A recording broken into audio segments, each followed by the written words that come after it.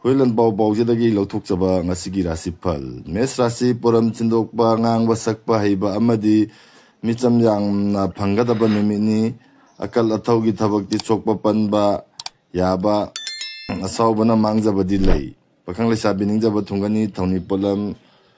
lei chini angangba bisrasi ningjaba mapa chapchaba anauba thoramda hena mangjin thaba losingna naral chawkhat hanba ngamjaba numini adubu nacha nanainadi naral mahanba yai pakhang leisabi mai pakchagani thoni polam lei asangba kismis mithun rachi nacha nanai amadi miyamna chanbiba amadi oijaba phanggadaba numini naitom thau pangdaba phagani pangtharabadi huramana khudong chaba lawgani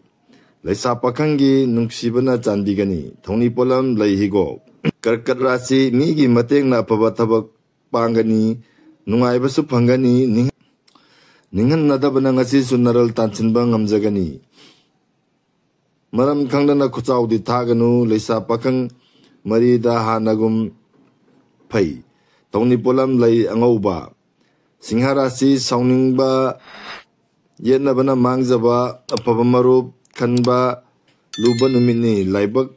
phabana ningbadumak kanagisu thausin ngaidana pangbadi kanagani leisa pakhang ningjaba thungani thoni polam lei chini angangba kainarasi pau nungaiba tajaba khalubada kanaba phangjaba amadi arapa chatpa yaba numini loksing chawbagi wa tanadrabadi naral mayeng tabasu yai leisa pakhang asa chawro khinu thoni polam lei napu natraga kismis tularasi misang hengatpa chendong chawna phangba yaba pukning pena nungaijaba numini tawbatabu miwa thajaruba irang puba anam kanbadi mangjabata nangani leisa pakhang pau nungaiba tagani thoni polam lei angauba cheng bisrasi yegnabadi lakchin bangamgani hakchangsu khingani kidabana pangningba thabak pangani amarumda pangningba thabak pangnaba nolokpadi phagani leisa pakhang ningba mapa charoi thoni polam lei angangba dhanu rasi nachak naral mayeng taba ngangsakba haiba watba amadi thabak panggadaba lei adubu ariba marupki mateng phangani lalol itikdi yamna kanagani leisa pakhang laibak phagani thoni polam lei asangba higo karasi ningbadumak pangba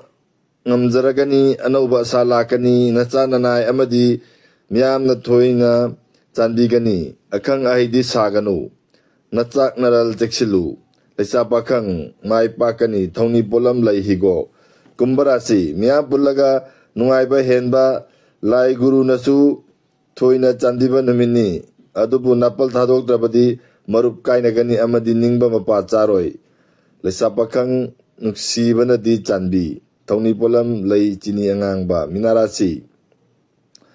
nachak naral chawkhatkani akiba leitana thongna phodo horo imung manungi wa taba kanagani aphaba marup phangani ngang sakpasu yamna haigani leisa pakhang ikai khumna bigani thoni polam lei angauba miyamna numit kudingi rasifol tabinabagi damak aigi channel asibu like subscribe amadi share tawbiramo